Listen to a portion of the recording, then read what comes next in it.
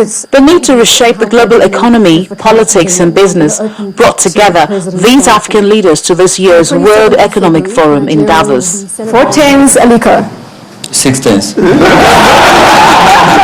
Nigeria's President Goodluck Jonathan highlighted efforts made by his administration to improve power in the country, thereby creating wealth for the majority of the people. Before this time, even those 36 states are not allowed by law to generate power for commercial purposes. They can't generate for rural development. But for commercial purposes, they were not allowed. Private sector people were not involved in power at all. Even people who generate power for their factories, there are a lot of captive power that are not fed into the national grid because they are not allowed to sell by law. It's only the one generated by the federal government and distributed by the federal government. So now the government can no longer cope, and that's why we moved into the privatization. Is it working for you? It's working. The generation and distribution is not exclusively in the hands of the private sector. The transmission is still government, but being managed by a private sector consultant. We've just concluded the privatization, and already Nigerians will tell you that the number of hours that Nigerians enjoy life a day is increasing. Africa's richest man and the chairman of Dangote Group, Aliko Dangote, mentioned the importance of investment on the continent and the need to address the growing inequality among the people. When you look at it, I think today what they need to look at is that, look, there's no government that will be against business. So you go ahead, you invest. The next government that will come in, even after finishing either 8 years or 10 years, they will also they are also going to be pro-business. So if they are going to be pro-business, it means that you are not going to really make a mistake by investing. Because inform Africans what we are doing and what we believe most African countries must do. The lady talks about these policies of government not favoring the poor people. Must we continue to get poor people that cannot afford food? That is one thing you must do. You must create wealth in our societies. It means that you must, in terms of education, in terms of skill acquisition and creating opportunities. Before this time, African countries deal with primary produce, either raw farm produce or raw minerals. We are busy exporting crude oil. We're supposed not to export crude oil. We're supposed to export refined products. These are the areas that create jobs and create wealth, so that the people can afford. The days of government continue to subsidize hydrocarbons, subsidize everything is over. Other issues raised include lack of trust among member countries in Africa. You get into the United States, no one asks you about yellow fever vaccination.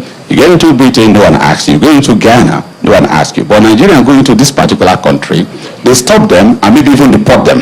So I call that mistrust and xenophobia, nothing else. Until they required the whole, it was going to create a whole diplomatic role before that country backed down a little bit, then it was resolved.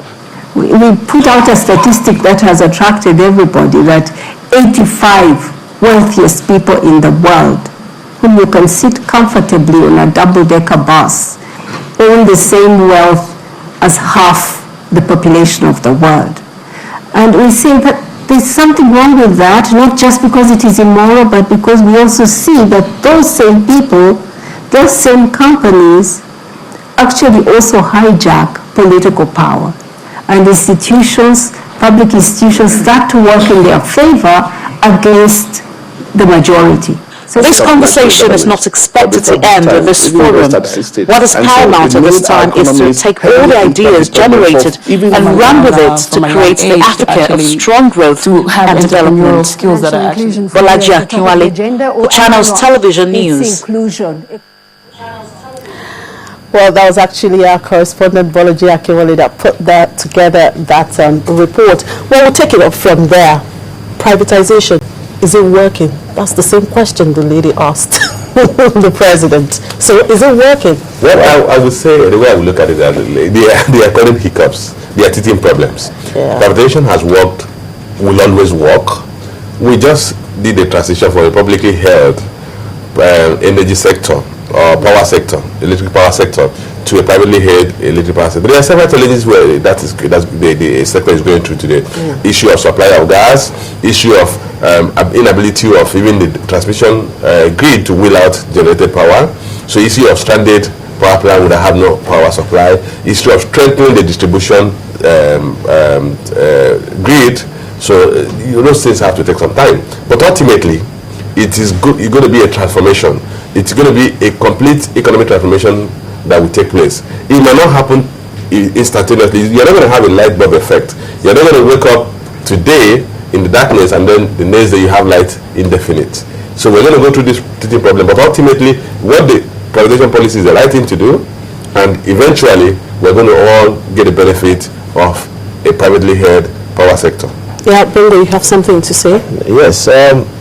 Privatization does work. It has worked in many places in the world, and of course, because it creates incentive for the individual to seek profit, okay, rather than leaving it at the hands of the state.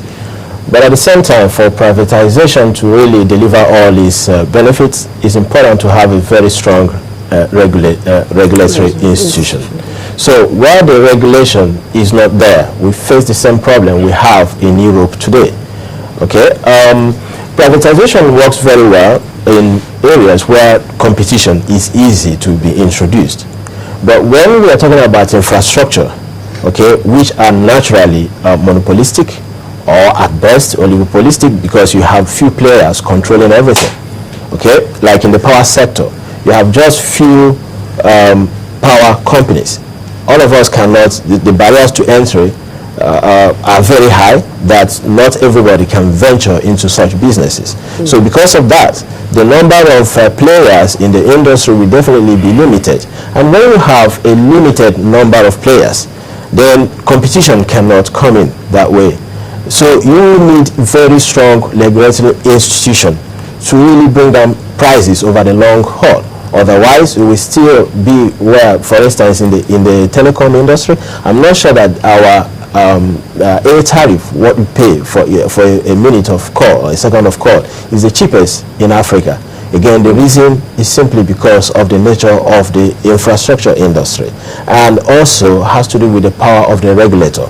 The same thing is witnessed in the airline as well. I'm not sure we are paying the lowest fare compared to other countries in the world. Yeah. So when you talk about these are all areas that have been privatized. Yeah. So it is not only about efficiency in terms of service provision. We also have to talk about price efficiency.